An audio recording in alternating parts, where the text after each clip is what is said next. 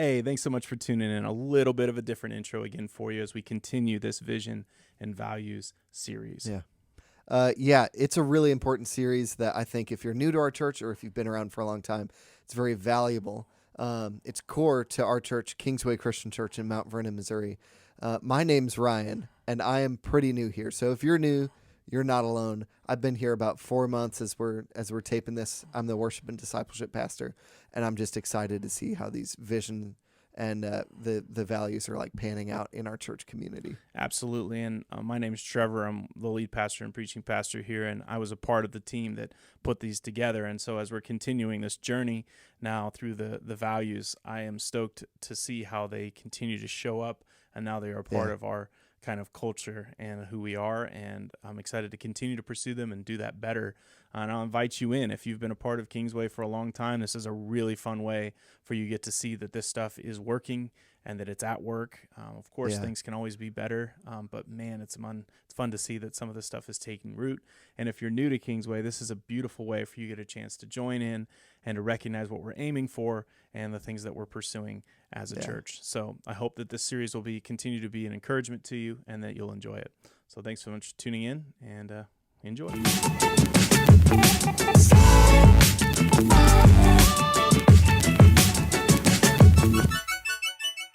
Welcome back to the Kingsway Podcast. Welcome. Thanks so much for tuning in. We have a special guest today. This is my beautiful bride, wife, partner, better half, smarter half. I'd agree with all that. Yeah, Miss Katrina. Hi. Hello, my name is Katrina. We've been trying to get you on the podcast for a while. You did admit a very sad thing, but a very honest You're not thing. supposed to tell people that. This is marriage, Ryan. Yeah. We've been pouring our heart and soul into these for almost a year and a half, and she admitted that she's never seen one. If it's any consolation, Uh-huh. I don't think I've ever listened to any podcast. Okay, that actually makes me feel much better. Yeah. So this could be your first podcast. Yeah. On or listen to. Well, I mean, I probably won't listen to this one either. But Yeah. Well, I don't know if you're aware completely of what we've been doing, but you're going to be in just a second. We have been walking through our vision and values, and this is our last value. It's number 6, and it's the one that I think fittingly closes this down to kind of go why we stop at 6, maybe also, but why we're, we have a simple focus. And so rather than not beat around the bush anymore, delay the inevitable of our conversation, but our 6th value is we focus all our resources, time, and energy on the things that we are called to do. We keep it simple. Yep. And so the model of simple church kind of came out a long ago. Do you remember that, Ryan? Were you around? I was not around. I do have the book, as you would guess. as you turn and No look. way. The model of simple church was when churches became overburdened by programs and different things that they were doing. It began to feel more about programs than people. Yeah. And so the simple church model came into kind of the American church is kind of like, hey, strip down, focus your efforts on people and a few solid programs. This value doesn't really model that, if that makes sense, but it comes with the roots at some of the similar principles from the book, if that makes sense. This isn't a value that's like based on that idea in any way. It's the same idea, but we don't owe them royalties. Yes. Yeah. It's more around the idea that it can feel like sometimes the thing that's missing in the church is one more program. Yeah. If that makes sense. Yeah, like we don't have a ton of college students. You know what would bring college students is if we had a program specifically for college students. Yes. Well, one of the reasons we don't have a ton of college students is we have no colleges. Yes.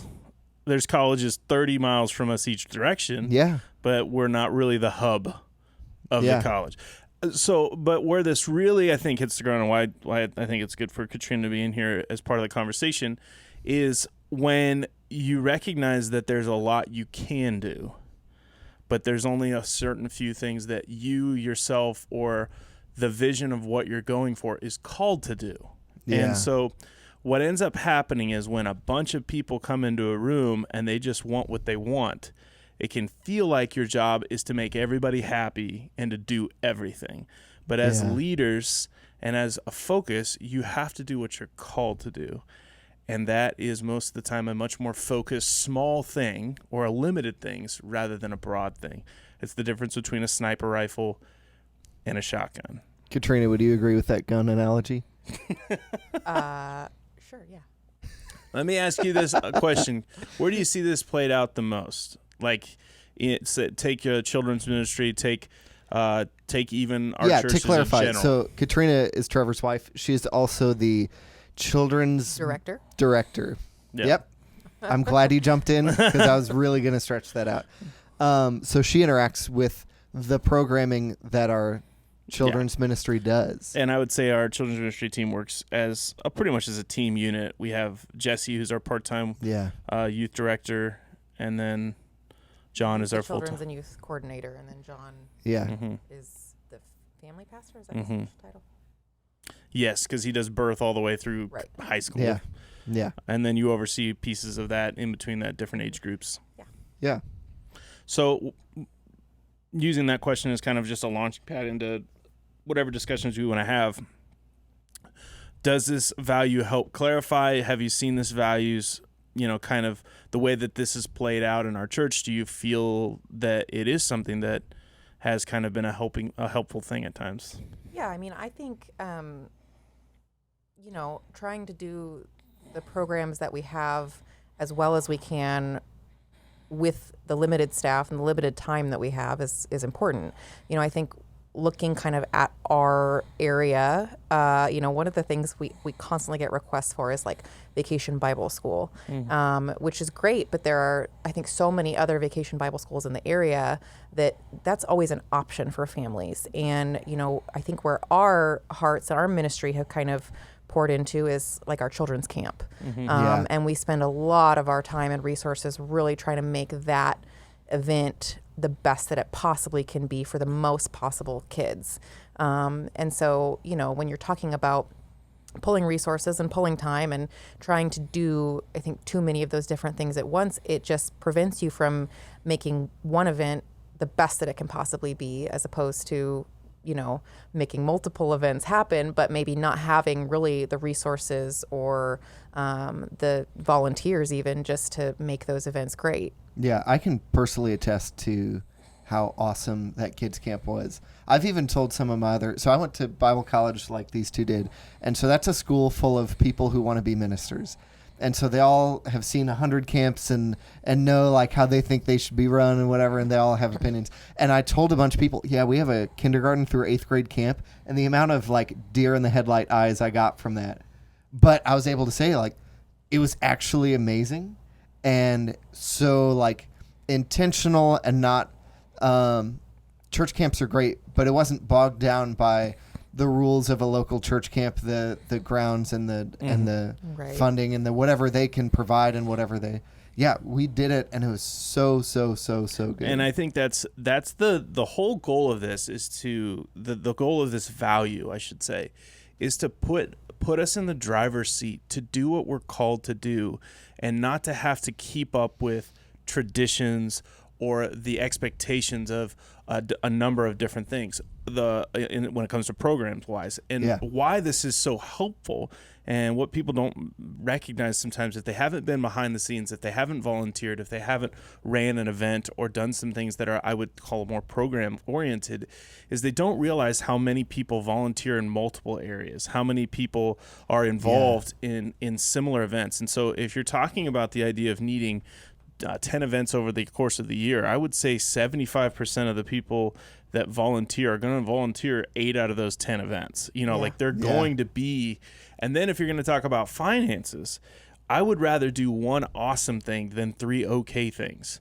And a lot of times when you're talking about your financial resources, you don't have the ability to do everything perfectly. And so it's this concept. And I think, but the most important thing is, what is the thing that gets the mission done? Like, what is the goal of the program? What's the goal of what we're doing? And why that camp took off is because we saw a need for a camp that was done in a way that fit what we thought was best for educating and helping kids experience God at a young age, to feel valued, to have a place of memory and exciting, a kind of exciting place for meeting God. And we didn't have access to that in the close enough proximity that we felt. And so rather than just going like, well, guess we're out of luck, we keep it simple so much that you could go, this is our big thing we're doing as a children's ministry.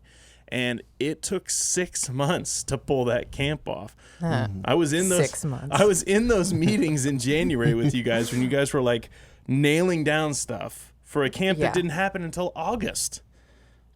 I mean, right. And we probably will start on next year's camp in August, in October. Yeah. It's not, not everything, but really But you already starting have the to, dates planned. You already when you're planning the programming and the curriculum and stuff, deciding you some of didn't those just things buy in a kit. advance. You guys wrote. Yeah. Yes. You wrote all your stuff, all the lessons. Bought all the costumes and all the whatever, Yes. wrote the skits, acted out, memorized the skits, put all those in. Like, that seems to... What we mean by keep it simple is not keep things bare bones, but like simplify how many things we're doing and how whatever. And so we were able to pour all our resources into this one thing, and it was epic. It really was. Well, the other thing that I kind of think about keeping it simple is like we have a ton of young families in our church, and like that is a huge demographic of our church. And when you talk about young families with kids, specifically in like elementary school, maybe junior high, is that they're just busy. They're busy all the time. Yeah. People have a lot of family that lives around here. They have a lot of commitments with their families. They have commitments with school. They have commitments with sports. And so I think trying to overload people's schedules with stuff isn't always a good thing. One of the things that we talk about here is that, in the children's and youth office, is that we want to come alongside families and help create healthy families and help be a partner to parents, and not just take over that part of their children's life. We want to create times and events for families to be together, and even just knowing that we're not overloading schedules and calendars with church events because we want families to spend time together is, kind of a really important part of that, I think. Well, and I would say that along with what this value is, not just clarifying for a ministry like children's or youth, it's clarifying as a whole of what we're trying to do as a people. And I mean that as like kind of like a more of a spiritual side of things, where I don't think we are called to just kind of be the shotgun effect. I really think there's a focus, especially when it comes to our priorities, to our schedules. Jesus said things like, by the way you love people, that's how you'll know that, and so when we say we keep it simple, we're saying there are simple things that when done well with our time and resources and energy that do all the work to what it looks like. Now, this is not an excuse to not do things. Like Ryan said, the camp is a perfect example of you worked hard to pull that off. Yeah. It wasn't an excuse not to do anything. But what it does come when people have ideas or come up with different programs, we kind of have to run it through the filter of, is this the next thing we're going to go all in on? Yeah. Or is this something that we're going to partner with the parents and help them figure out? Help them, multiply or, get to the place where they're actually teaching their kids or growing their families or growing their marriages. So why this is, I think, one of my favorite values that we have is it allows us, and this is where I think the spiritual side completely comes, it allows us to recognize that ministry doesn't happen just in our programs. And that ministry and what God's called us to happens in the in-between times a lot of times. In fact, I would say it happens in your daily schedules more than it happens in our planned programs. Yeah. And so the keep it simple thing is really to say, like, be the church and do what we're called to do. And we keep the church stuff simple so that you have time and energy and opportunity to be the church outside of these walls, that we're not here Monday, Wednesday, Thursday, Sunday, and that we're actually saying, like, go be the church. And we're going to keep what we do very intentionally, very well done, trying to do it at a high level when we do something so that those times are good. But then the in-betweens are opportunity times. I definitely even see that in our to let you guys who are not ministers at this church behind the curtain a little bit, our kind of weekly work schedule. It isn't how can I fill all 32, because we work on Sunday. I don't know how many hours in the week. 32, 40-something hours. How do we fill all those with manual labor and projects and resources and whatever? Occasionally it can feel like that because there's just rhythms and ebbs and flows to stuff. But we try to not fill every waking hour in the office with that so that we can simplify those tasks and spend more of that time that we would spend on tasks on people, going out to lunch with people and meeting them in the middle of whatever crisis or whatever breaks their heart or whatever, anything. And we're poised and ready that if the next thing that comes along we're called to do, there's space to go for it. And that's the thing that I think this value allows us to do, is that when something does come up and we're like, hey, we want to go all in, we can do it. I think the most frustrating part about this value is sometimes it can look like we don't want to do anything. And I think that's an accurate sometimes assessment on the surface, that it looks like maybe we don't have as many things planned out. Perfect example though is like we have seasons like this next week or a couple weeks where I'm like, we have a women's event on Saturday, we have a fish fry on Sunday, we have multiple things coming up at the end of the month, like a Bible and Bacon. There's tons of things that have gone on already in the month, and so it's like when we say keep it simple, we mean that, but it doesn't mean we don't do anything. It's the church that I worked at beforehand. They had the philosophy and the vision that when school starts back up, we need to have about 8 events in the first couple months once it starts up to make sure we catch everybody and everybody has an opportunity. And maybe it worked for them. I wasn't a parent with a kid in school, which is what a handful of these were aimed at. And so all I felt was tired. Yeah. It's a lot of work. And I know it paid off for some of those families. I know that some of them really appreciated that. It was a nice day out or whatever, but I was worn out, and it wasn't Christmas or Easter. It wasn't the two pinnacles of the worship ministry year. It was like, go out to this camp, we'll have some pulled pork and like something else. And I was like, okay, I'll be here every weekend for the next 6 weeks. It was great for some people, but it was hard, and it was scattered, and that's why it's our vision, and it's kind of important to know that, because I think if someone's coming from another church that had a ton of events or is expecting certain things to look and have the opportunities, they might be a little bit like, whoa, what are we doing? I'm like, well, we have a meal at least once a month that you can stick around after church. We have small groups that we push people to, that we want to create space for, that our events don't take people away from small groups. We definitely have opportunities on Sunday mornings to just come and actually be a part. There's coffee and cinnamon rolls. You can come and hang out, be a part of that every single week. And our children's programs on Wednesdays are intentional. They'll use almost the entire building for 4th and 5th, and then junior high and high school. Takes over almost our entire campus. So, hey, what's up? I don't know. I just have to say, I think in terms of events, if you count meal after church on Sunday as an event, we do more. But it's so simple and it's so relaxed, and the purpose isn't do an event that draws people. The purpose is spend time with people, honor people, get to know people, be in relationship with people. And so it's way more simple than... Here's why I'm so glad this value's at the end. So the value says we are focused, our resources, our time and energy on what we're called to do. If you want to know what we're called to do, listen to the other 5 values. And the vision. And the vision. Okay. So does that, okay. Katrina, if you want to know. So, but those are fun. You go back and you go, look, community, love well. Yeah. You can walk through these other values and you go, that's what all our events are going to be simply focused on.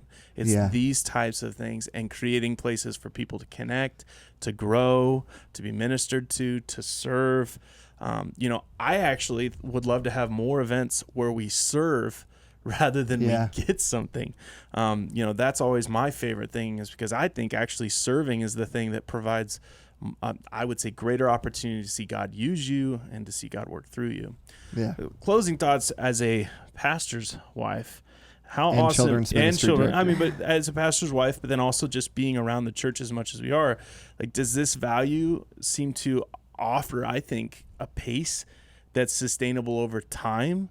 Or do you feel like this has been a helpful thing for us?